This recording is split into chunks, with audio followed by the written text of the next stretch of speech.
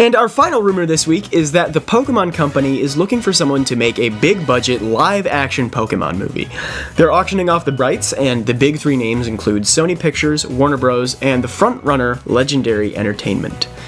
Guys have thoughts on this, true or rubbish? You know, based on the advertising we've seen from the Pokémon Company lately, I can tell you for sure they're not afraid to kind of mix their characters with live-action footage. Yeah. So, you know, it would make sense that they're planning on springboarding off of that into a live-action film.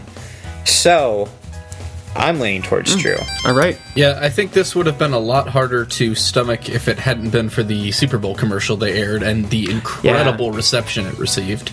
Yeah. And I think the Pokemon Go trailer, too, I mean, the Super Bowl commercial is probably really what did it. But, you know, if you look at, like, they had the live-action family sitting next to the Pikachu and stuff.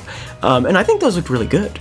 So, yeah. It's a brain image that I think really works, too, considering I think people are kind of, not necessarily tired, but I think the image they've had for kind of the characters in the world of Pokemon, it worked when Pokemon first came out, but with the kinds of connected experiences you can have nowadays, it really does make sense to have more realistic depictions of the world that the IP is set in. I agree. And I think this is true. Just because the Pokemon Company has been so daring already with the brand and live-action film just feels inevitable, I'm equally thrilled and terrified to hear this, because I mean, I think Pokemon's in this place where it's probably safe to say that it is the world's single most cherished childhood media franchise. So that means that there's an enormous amount of pressure on whoever makes this film to really hit a home run. You know, Teenage Mutant Ninja Turtles was terrible, the Transformers movies were terrible, Scooby-Doo was terrible, Dragon Ball was terrible, G.I. Joe was terrible. Pokemon's kind of like the last domino, I feel like. You know, it cannot be terrible, or the world's gonna want your head on a silver platter. But on the flip side, because it's so loved and so widely revered, if they do put in the proper care to make this movie really right, I think it could really usher in a new era of adaptive filmmaking in a way that other properties like TMNT just couldn't have even done, even if they were done right. Pokemon's so special, I think, because its themes are really universal.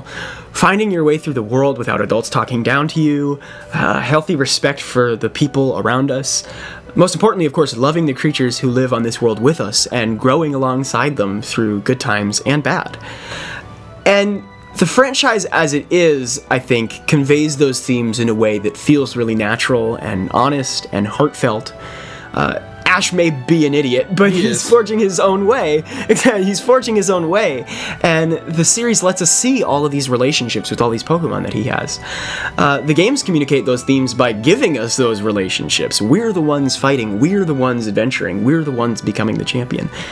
But I think one of the most important components of all that is that all these stories are told through the lens of childhood, or at least some stage of childhood. And in childhood, the world is more loving, the world is more wondrous, and the world is more optimistic towards all of those themes. And that's not to say there aren't moments in Pokemon that are really badass, but the badassery comes in a package that wears its heart on its sleeve. It's really personal, and yet its message resonates with everybody. Now, the immediate thought a lot of us, including myself, have with the idea of a big-budget live-action film is as sort of a gritty movie with teenagers or young adults, scary Pokemon, big explosions, testosterone pulsing through its DNA. Because that's what happened to G.I. Joe. That's what happened to the Ninja Turtles. And yeah, I pray to every god of every theism out there that that's not what happens to Pokemon. It's almost too sickening to even imagine. But if they can somehow light a fire underneath everything that makes the series so special and bring all that to the silver screen, the friendships, the struggles, the dreams and adventure, the magical journey that is Pokemon, I really do think they could make one of the greatest, most influential films of all time. So I really don't see them going the ultra gritty route. I think there's too many people in charge that care too strongly for the IP to see that happen, you know, and especially with Nintendo owning the Pokemon Company, and well, you know how careful they are with their IP in recent years. Yeah, I don't know. I don't know what to expect from a live-action Pokemon movie. I don't really know how you condense the story of Pokemon, or just a story of Pokemon, into, 100 minutes of film or something like that. But it's got to be a story that takes place within the Pokemon world, rather than the story of a kid who goes from gym to gym to gym. Right, no, it can't be 8 badges plus Elite Four. Right. That's not going to work. I'm not sure what angle they're taking it. If it, comes to fruition, I'm not sure if I'm sold on the live action thing, but like I said, you saw the reaction that Super Bowl commercial had, just how passionate people were about it, so I'm not surprised in the least that they're exploring this avenue. In fact, I thought they would have a long time ago. It's Detective Pikachu! It was starring Danny. Oh, God. I actually just had an idea, Ben, you were talking about that. What could be really interesting, and it surely won't happen, but it could be really interesting to have a movie that explores the relationship between Giovanni and his son, the rival from Gold and Silver. It would never happen, but I don't know. That could be really cool. That could be like a great animated Netflix special or something. I honestly kind of hope they don't carry over a lot of characters, human characters, because I think the Pokemon characters themselves offer enough of a flavor, enough of a base, enough of the symbolic meaning of what you could do with a Pokemon movie, that it'd almost be better to sort of strip out the characters and sort of replace them with, sort of look at the relationship between a human and his Pokemon, which is something that we sort of see that in the cartoons, but it's kind of done in a sporadic way over the course of the show. But imagine that kind of condensed into a movie. A story about a single relationship or a couple of relationships, yeah. Something that could be really interesting, and given that it's the core story sort of the original series of the anime is... or I guess really just the first few episodes, but something that could be interesting is the story of a kid who gets a Pikachu, and the Pikachu hates him, and just over the course of the movie, they start to love each other. Yeah. It's sort of the symbolic, the core Pokemon story, I feel like, that incorporates the Pikachu and then is also, really resonant with the core themes of Pokemon, but also the way that people tend to think of Pokemon in the broader sort of mainstream culture. See, I think the core theme they really need to explore is that Ash is a jerk for stealing Misty's bike. You mentioned that having a Pokemon who doesn't really initially get along with his trainer would be a good angle, but I could see with you sort of mentioned the stewardship angle of Pokemon, where it's about taking care of the world around you and the creatures in it.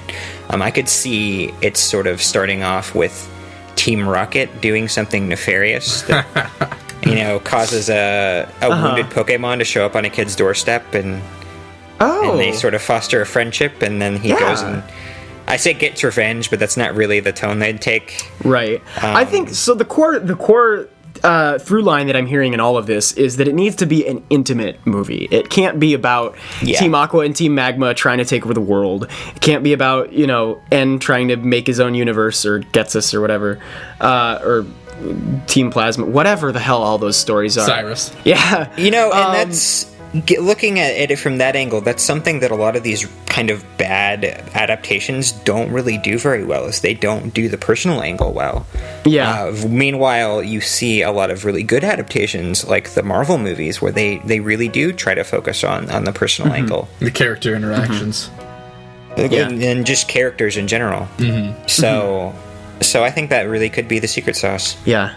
As for the bidding war, I really hope it's not Legendary, because they've been behind a ton of really terrible movie adaptions.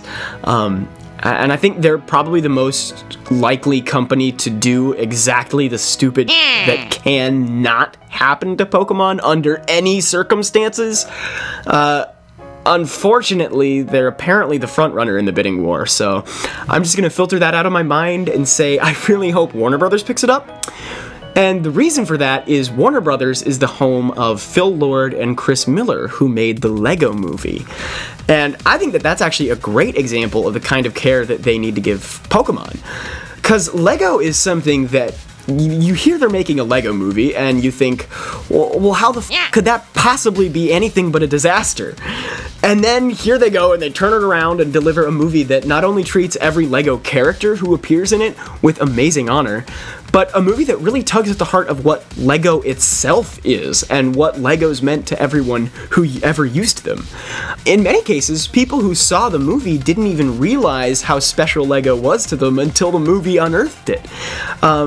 So not only do I think that those two would be able to work a wonderful magic on Pokemon, but WB owning the movie rights would also mean that Pokemon can be incorporated to future LEGO movies, which would just be totally hilarious. Or Love future it. LEGO games, LEGO Pokemon. Can you see LEGO Dimensions with Pokemon. Can you imagine LEGO Kanto running around beating up Team Rocket Oh my and god, stuff? that would be incredible. Oh, man. Yeah, but I think that specifically that sense that there's a magic to LEGO that a lot of people didn't realize until the movie unearthed it. I think Pokemon is in a similar position where it's got the cultural impact that it has affected everyone in some way, whether they've paid any attention to Pokemon or not. And then those feelings can be sort of unearthed in people who even have never interacted with the Pokemon brand. Agreed. Okay. Does anyone have any more comments? Or Yeah, as a closing thought, I'll just say the selling point for the movie is going to be if there's a kid that says, "Hi, I like shorts, they're comfy and easy to wear." Without that, this movie is It's not trash. going to be the talking Pikachu that sounds like Danny DeVito. You know, if they had that in too, that'd be great. But really, it's all about the comfy shorts. Yeah. I'm sure there They will could be just a take short the Japanese voice actor and just put subs over him. Right? That'd be good enough. Hello everybody, thank you for listening to this Nintendo Week clip, NWC. If you like what you hear, please subscribe to us here on YouTube for more highlights and discussion videos from Nintendo Week podcast, or subscribe to us on iTunes for weekly breakdowns of all your Nintendo news, discussion segments on subjects, games, and more, and tons of other features. Thanks for listening, and we will see you tomorrow with another NWC.